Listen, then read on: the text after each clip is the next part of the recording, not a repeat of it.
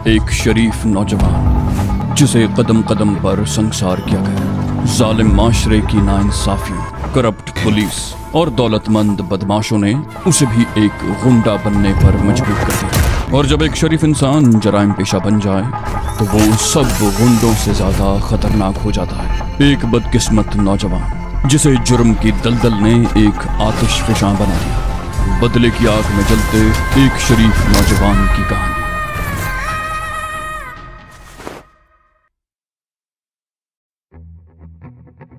तकरीबन आधे घंटे बाद कमरे का दरवाजा खुला। समीना बाहर निकली।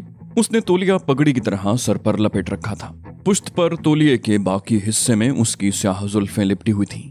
वो शारे की तरफ देखते हुए किचन में आ गई। उस वक्त 7 बज रहे थे। बाथरूम में जाने से पहले उसने दूध ले लिया था।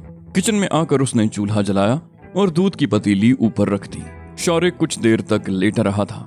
फिर करवट बदलते हुए उसने आंखें खोल दी और उठकर बैठ गया। उसने किचन की तरफ देखा। समीना वहां नजर नहीं आ रही थी। वो उठकर बाथरूम में घुस गया। चंद मिनट बाद वो मुंह हाथ धोकर बाहर निकला और किचन के दरवाजे पर खड़ा हो गया। तौलिया, उसने कहते हुए समीना की तरफ हाथ बढ़ा दिया। समीना गड़बड़ा गई। तौलिया? वो वहां कुर्सी पर रखा है। शारिक चंद लम्हे समीना की तरफ देखता रहा। दुपट्टे के बगैर वो शारिक को खासी बदली हुई नजर आई। समीना उसकी नजरों का मरकज ताड़ कर जिसबिस सी होकर रह गई। उसने रुख बदल लिया और केतली में चाय का पानी रखने लगी।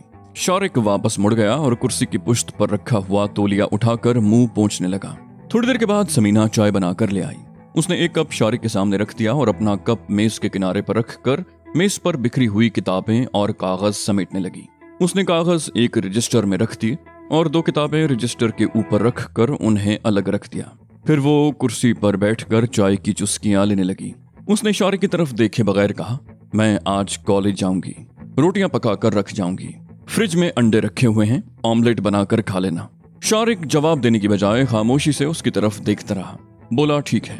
उसने मेज पर से एक कागज उठाकर अपने सामने रख दिया और बॉल पेन से उस पर कुछ लिखने लगा। फिर कागज उसकी तरफ बढ़ाते हुए बोला, तुम्हारे कॉलेज के रास्ते में गारमेंट्स की कोई दुकान तो जरूर होगी। एक पैंट और एक शर्ट लेती आना। ये पैसे रख लो।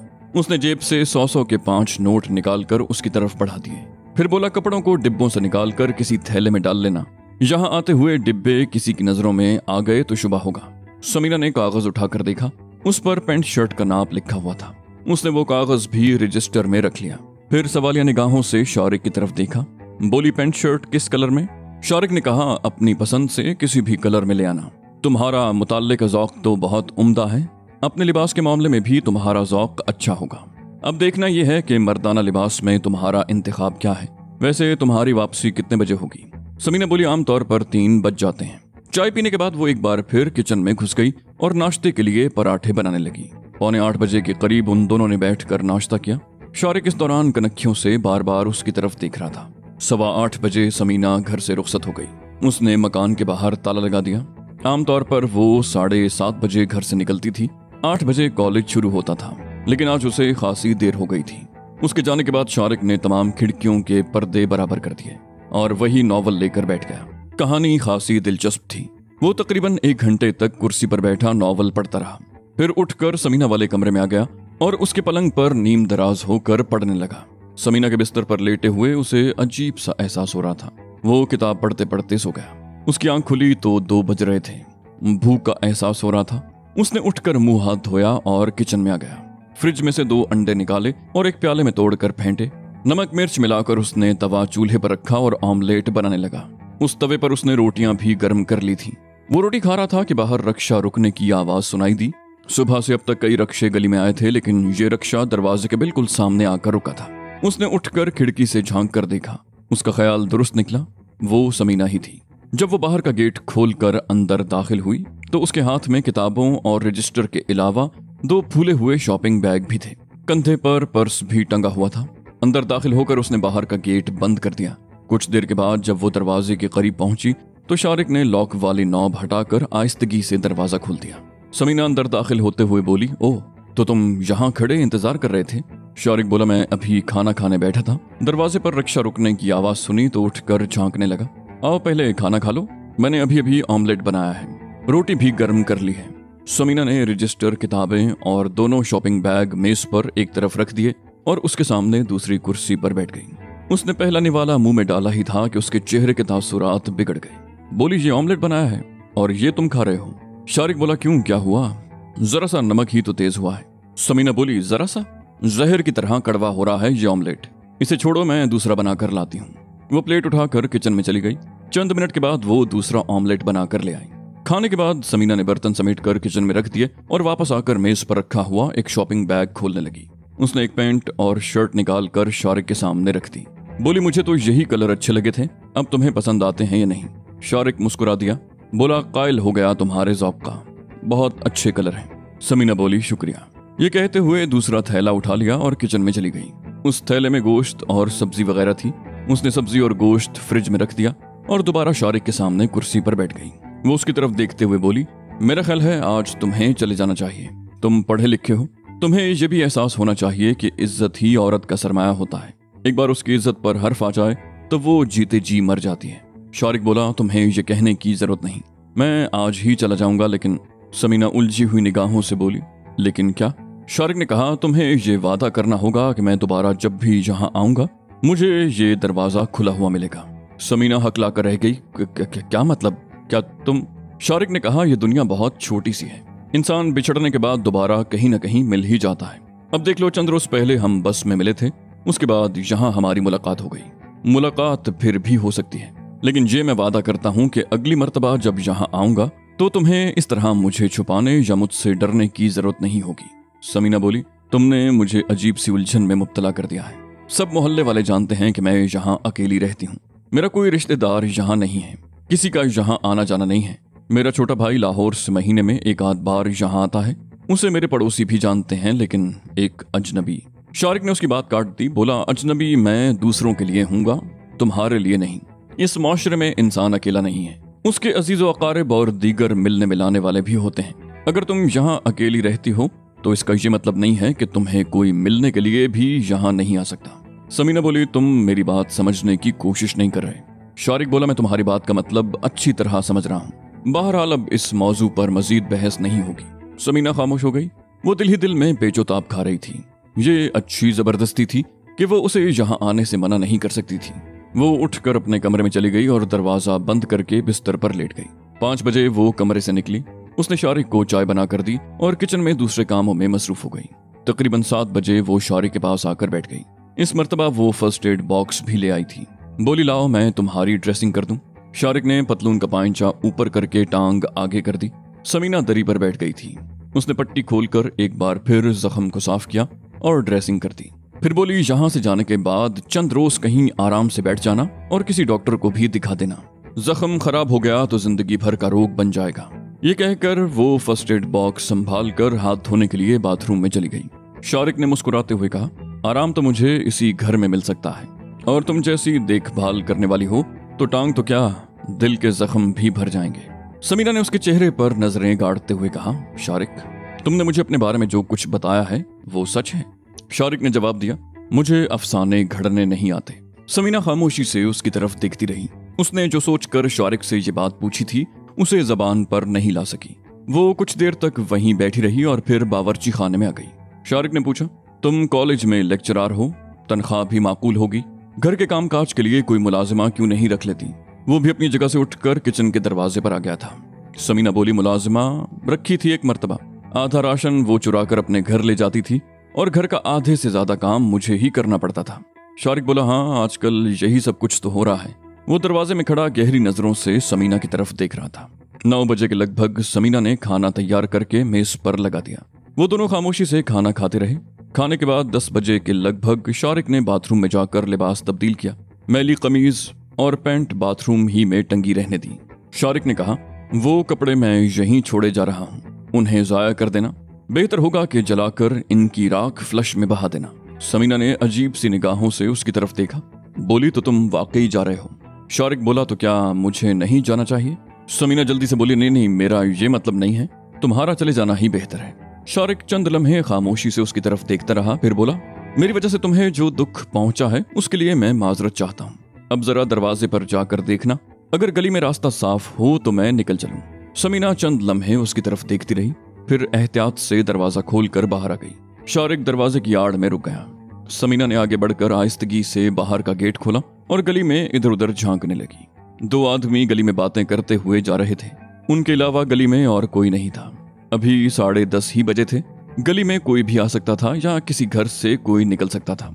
समीना चंद लम्हे गली में इधर उधर देखती रही, फिर उसने पीछे मुड़कर इशारा कर दिया। शारिक दरवाजे से निकलकर गेट के करीब आ गया। समीना रास्ते में खड़ी थी। उसने समीना को बाजू से पकड़कर एक तरफ हटाया। समीना के जिस्म में सनसनी की एक लहर सी दौड़ गई। वो एक तरफ हट गई। शारिक ने इधर उधर झांका और गेट से निकलकर उसी तरफ चल दिया जिस तरफ 2 आदमी जा रहे थे। चंद कदम चलने के बाद उसने मुड़कर देखा। समीना भी गेट में खड़ी थी। शारिक मुड़कर तेज तेज कदम उठाते हुए चलने लगा। समीना ने आहिस्तगी से गेट बंद कर दिया और तेजी से कमरे में आकर दरवाजा बंद किया और उससे टेक लगाकर खड़ी हो गई। वो दाएं हाथ से बाएं बाजू को उसी जगह से सहला रही थी जहां शारिक ने गेट से निकलते हुए हाथ रखा था। उसे यूं महसूस हो रहा था जैसे शारिक ने अब भी उसके बाजू पर गिरफ्त जमा रखी हो। उसके मुंह से बेइख्तियार गहरा सांस निकल गया। वो कमरे में आकर बिस्तर पर गिर गई। समीना को नींद नहीं आ रही थी। वो बिस्तर पर करवटें बदलती रही। शारिक का चेहरा बार बार उसकी नजरों के सामने गर्दिश कर रहा था। वो अपने दिल को समझाने की कोशिश करती।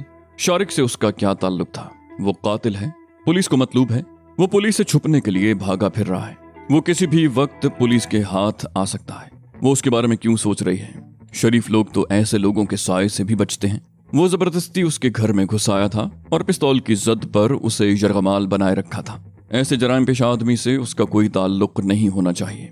अगर आइंदा वो यहाँ आए तो उसे घर में घुसने की इजाजत न दी जाए। लेकिन दूसरे ही लम्हे वो इन ख्यालात को जहन से झटक देती और शारिक का चेहरा एक शरीफ आदमी की हैसियत से उसके सामने उभरता। हालात ने उसे जराइम की दलदल में धकेल दिया था, लेकिन वो शरीफ आदमी था। उसकी रगों में शरीफ माँ बाप का खून दौड़ रहा था। अगर उसमें खानदानी शराफत न होती तो वो एक छत के नीचे रहते हुए एक जवान औरत को इस तरह नजरअंदाज न करता, जबकि वो मुकम्मल तौर पर उसके रहमो करम पर थी। समीना का दिमाग ऐसे ही गुंजलक ख्यालात की आमाज गाह बना हुआ था और बिलाखिर यही सब कुछ सोचते हुए उसकी आंख लग गई। सुबह घंटी की आवाज सुनकर उसकी आंख खुली। आंख खोलते ही उसने दीवार गिर क्लॉक की तरफ देखा। 5:45 बजे थे। दूध वाला आमतौर पर 6 बजे आता था।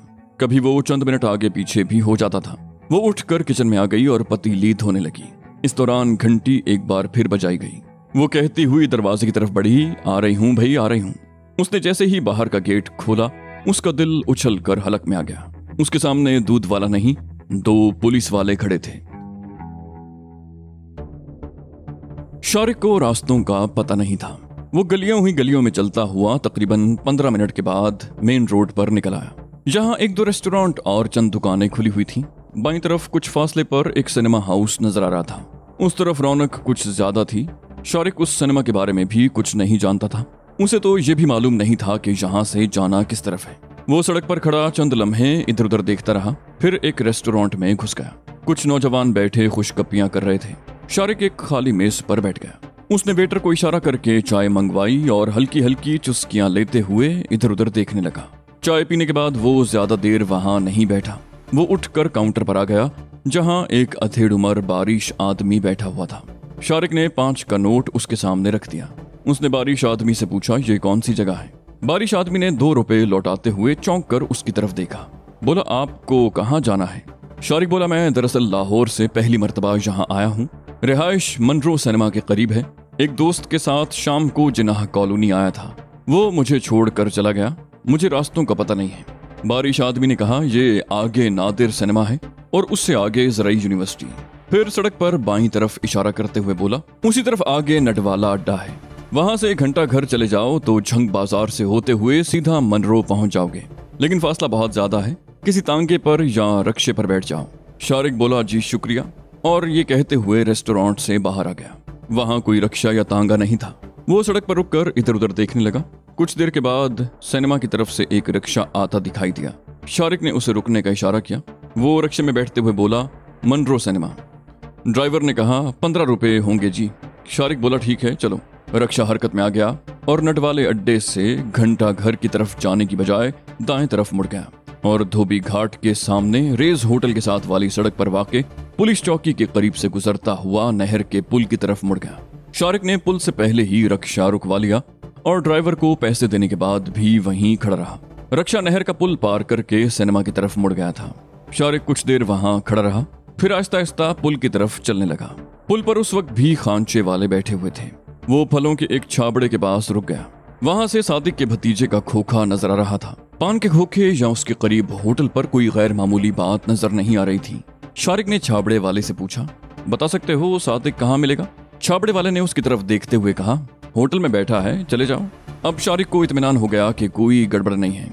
वो नपे तुले कदम उठाता हुआ पान के खोखे के करीब से गुजरकर होटल में दाखिल हो गया। सादिक कोने में अपनी मखसूस मेज पर बैठा हुआ था। उसके पास एक आदमी खड़ा था। वो आदमी जैसे ही रुखसत हुआ, शारिक उसके करीब पहुंच गया। सादिक ने गर्मजोशी से उससे हाथ मिलाते हुए कहा, ओए शारिक बाऊ, कहाँ गायब हो गए थे? मैं तो परेशान हो गया था। न किसी थाने में तुम्हारा पता चला, न कहीं और से। कहाँ गायब हो गए थे? शारिक बोला, लंबी कहानी है, इत्मीनान से सुनाऊंगा। यहाँ के हालात कैसे हैं? पुलिस तुम तक तो नहीं पहुंची? सादिक बोला, हालात बिल्कुल ठीक हैं। पुलिस के साथ ये छुपन छुपाई तो होती रहती है। चलो घर चलकर बात करते हैं। मैं अभी उठने ही वाला था। ये कहते हुए वो उठ गया। वो दोनों होटल से बाहर निकले तो सामने ही एक खाली रक्षा आकर रुका। ड्राइवर रक्षे से उतरकर तेजी से चलता हुआ सादिक के करीब आ गया। बोला, उस्ताद एक। सादिक ने उसको बात पूरी करने का मौका न दिया। बोला, कल आना पुत्र, माल खत्म हो गया है। या ऐसा करो, बीड़े से ले लो आज। वो बोला, उसके पास तो मिलावट वाला माल होता है उस्ताद, इसीलिए तो तुम्हारे पास आते हैं। सादिक बोला, यहाँ तो हर चीज में मिलावट होती है। जहर में मिलावट से क्या फर्क पड़ता है? जहर तो जहर ही होता है। आज उसी पर गुजारा करो, कल मेरे पास आ जाना।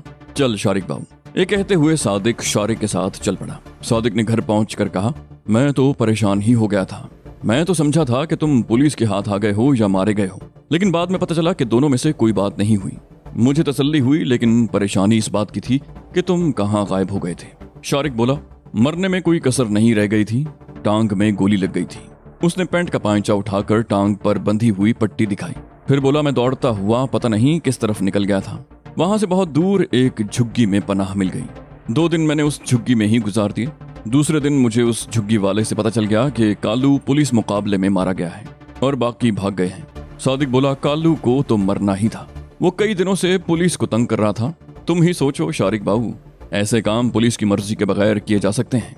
कालू ने पुलिस को न सिर्फ भत्ता देना बंद कर दिया था, बल्कि उन्हें आंखें भी दिखाने लगा था। उस रात उड़ा दिया पुलिस ने। शारिक बोला, क्या पुलिस यहाँ भी पहुंची थी? सादिक बोला, जब ऐसी कोई बात होती है तो पुलिस पूरे शहर में हम जैसे लोगों के खिलाफ कार्रवाई शुरू कर देती है।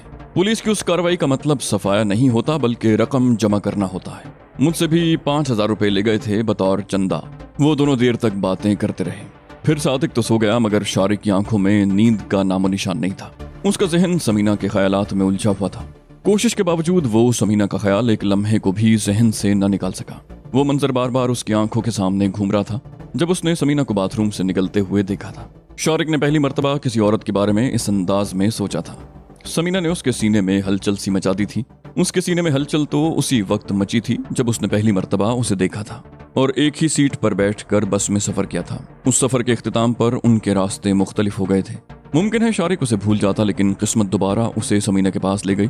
इस मर्तबा वो एक मफरूर की हैसियत से समीना के सामने आया था। समीना ने 2 मर्तबा उससे भागने की कोशिश की और जब उसे मौका मिला तो वो उसे पुलिस के हवाले करने की बजाय उसका दिफा कर रही थी। इस तरह उसने अपने आप को भी खतरे में डाल लिया। समीना ने ऐसा क्यों किया था? ये महज इंसानी हमदर्दी नहीं हो सकती थी। इस तब्दीली के पीछे कोई और राज पोशीदा था। और वो राज क्या था? क्या समीना भी उसकी तरह? शारिक इससे आगे कुछ न सोच सका। समीना एक तालीम याफ्ता औरत थी, कॉलेज में लेक्चरार थी और वो एक मुजरिम। समीना उसके बारे में किसी और रुख पर कैसे सोच सकती थी? लेकिन शारिक उसके ख्याल को जहन से नहीं निकाल सका। उसे समीना की बातें याद आ रही थी। उसने उसे ये भी मशवरा दिया था कि वो चंद रोज के लिए कहीं आराम से बैठ जाए ताकि उसका जख्म न बिगड़ जाए। ये मशवरा और दूसरी बातें महज इंसानी हमदर्दी की वजह से नहीं हो सकती थी। जरूर कोई और बात थी। यही सब कुछ सोचते हुए शारिक नींद की आगोश में पहुंच गया।